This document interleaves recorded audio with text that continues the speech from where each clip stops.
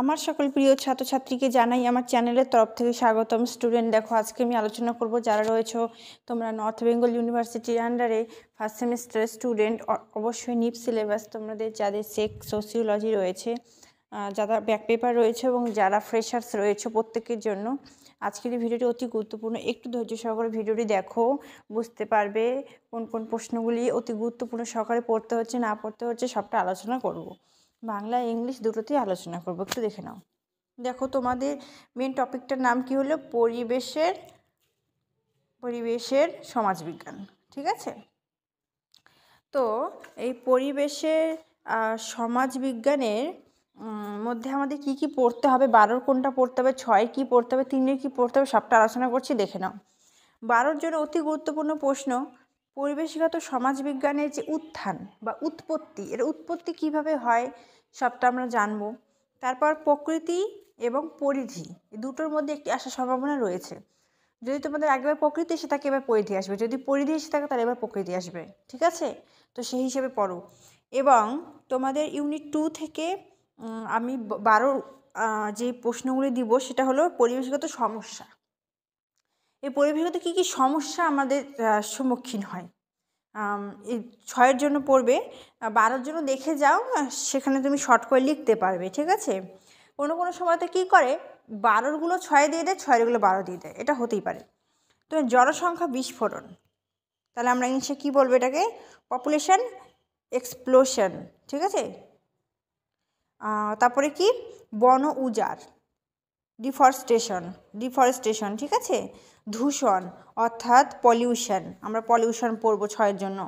Global warming, ঠিক আছে, global warming বিশ্ব উষ্ণায়ন।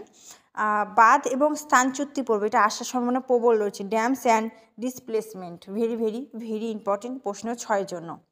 এবং আমি তোমাদের 12-র জন্য বলেছি এনভায়রনমেন্টাল সোশিওলজি, এমার্জেন্সি, উৎপত্তি, নেচার, প্রকৃতি, অ্যান্ড দ্য স্কোপ অফ পরিধি। ঠিক আছে, এবার আমরা ইউনিট 3 থেকে এনভায়রনমেন্টাল মুভমেন্ট অ্যান্ড অ্যাপ্রোচেস পড়ব। মুভমেন্ট অর্থাৎ আন্দোলন, অ্যাপ্রোচেস অর্থাৎ পদ্ধতি। পরিবেশগত যে সকল আন্দোলন রয়েছে সেই আন্দোলনগুলো আমরা পড়ব। খুব খুব সহজেই এই সোসিওলজিটা first semester very very very সহজ। ঠিক আছে, দেখো অনেক সহজ, একটু তোমরা যদি ভালো করে পড়ো, এগুলো কিন্তু পরিবেশ আমরা কিন্তু সেটা 5 থেকে পড়ে এসেছি। আন্দোলন এগুলো কিন্তু আমরা পড়ছি, কিন্তু সেইটাই আমাদের কিন্তু আবার পড়তে হবে। মুখস্থ করার কোনো ব্যাপার না, জাস্ট আমরা খালি 1-2বার পড়বো। ঠিক আছে, রিডিং মতো পড়লেই হয়ে যাবে। তো এখানে কী বলছে? ইকো নারীবাদটা পড়ে যেও, খুব ইম্পর্টেন্ট, এটা আসবে পরীক্ষায়। এবার আমরা রাজনৈতিক যে পরিবেশ রয়েছে সেটা একটু পড়ব। ইকো ফেমিনিজম, পলিটিক্যাল যে ইকোলজি রয়েছে। তারপর কি বলছে? বনভিত্তিক আন্দোলন, বনকে ভিত্তিক করে যে আন্দোলন গড়ে উঠেছিল, যেমন কি যেমন চিপকো আন্দোলন, গাছকে না কাটতে দেওয়ার জন্য সকলে যে গাছের মধ্যে গাছকে চিপকে ধরেছিল জানি গাছটাকে না কাটতে পারে। কি আমরা মনে পড়ছে তো পরিবেশে, আমরা এটা তো পড়েছি না। জলভিত্তিক আন্দোলন, যেমন নর্মদা বাঁচাও আন্দোলন। ঠিক আছে, water based movement, Narmada movement, very important. এই প্রশ্নটা কিন্তু খুবই ইম্পর্টেন্ট, যে নর্মদা মুভমেন্টটা যেটা রয়েছে, নর্মদা বাঁচাও আন্দোলন, যে নর্মদাকে বাঁচানোর জন্য বা তাকে মানে দূষণ মুক্ত করার জন্য যে আন্দোলনটা হয়েছিল, সেটা কিন্তু ভেরি ইম্পর্টেন্ট প্রশ্ন, আসার সম্ভাবনা প্রবল রয়েছে। সিলেবাসটা খুবই ছোট, হাতে গোনা কয়েকটি প্রশ্ন। ঠিক আছে, একটু ভালো করে যদি তোমরা পড়ো অবশ্যই কমন পাবে। ঠিক আছে, অবশ্যই কমন পাবে। এবং তোমরা আরেকটা ইউনিট 4 যে পলিসি, যে প্রেসক্রিপশন রয়েছে, ঠিক আছে, পলিসি প্রেসক্রিপশন রয়েছে।